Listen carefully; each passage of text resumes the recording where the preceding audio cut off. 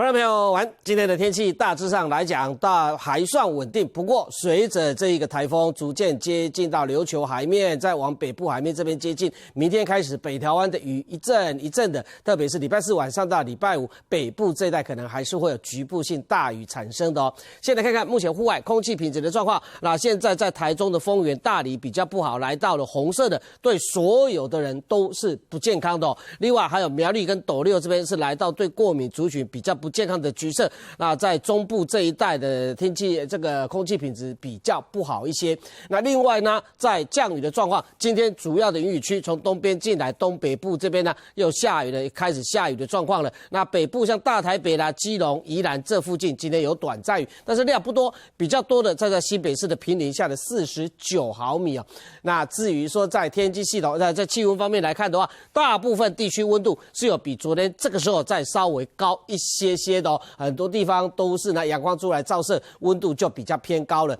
那至于说在天气系统的状况来看呢，这个是到了明天晚上的地面图哦。那原本是在菲律宾东边外海的这个热带性低气压，它已经增强变成为台风了。那这个范斯高台风未来会比较偏西北的方向移动过来，明天来到琉球海面，这个时候北边的太平洋高压在这边把它压着，所以原本是西北，然后偏西的分量增加的，再往这个西北西的方向移动过来有可能就经过北部海面的北边，暴风圈的边缘有可能会稍微掠过北部海面哦，所以呢，这个海上警报也还是有机会发布的哦。不过位置如果在北边一点的话，当然距离我们的海面警戒区域就会比较远一点，也还不见得会有海上台风警报，还要再观察。那至于说原本在南海附近的热带性低气压，明天也有可能会变成为台风，但是呢，当它往菲律宾接近的时候呢，就会减弱，变成为热带性低气压，跟这整个范斯高台风就变成了一个大环流在这附近了。所以呢，它有可能是短时间之内变成为台风而已。对我们台湾的影响，最主要还是这一个台风。那我们再来看一看它未来移动的状况礼拜四接近到琉球海面接下来往西北西的方向移动。礼拜五、礼拜六大概差不多啦，很接近我们海上的警戒区域哦。因为它的强度比较弱，所以我们看到这个圆圈圈很小哦。7级风的暴风半径气象署预估大概只有80公里而已哦。但是边缘还是有可能稍掠过我们海上的警戒区域哦。一旦位置再往北调一点，就会离开我们的警戒区域，所以海上警报机会还是有存在着。那对陆地而言的话，陆上警报这个机会可以说是相当低的哦。只不过呢，礼拜四晚上到礼拜五，刚刚提到了这个北风开始吹进来之后，北部这一带可能局部性的大雨还是会产生的。那我们从卫星云图这边再来看一看，先来看一看这个范斯高台风，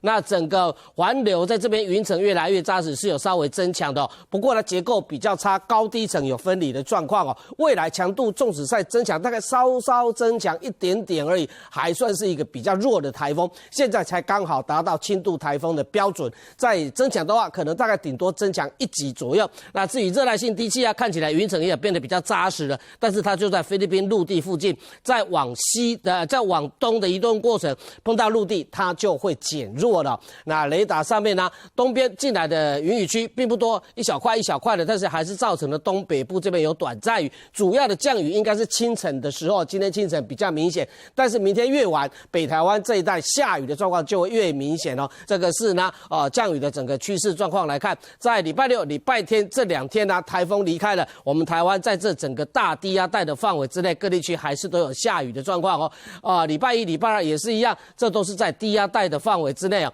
所以感觉上有下雨，但是大部分地区的雨应该是不会太多，比较多的降雨的时间大概就是在礼拜四晚上到礼拜五这一段时间。所以就明天的天气预报而言的话，西半部这边大概都有一些阵雨或雷雨，南部比较偏向午后阵雨哦，东北部当然也会有下雨的状况。花东相对的天气就比较稳定，大部分晴到多云，特别是礼拜四晚上到礼拜五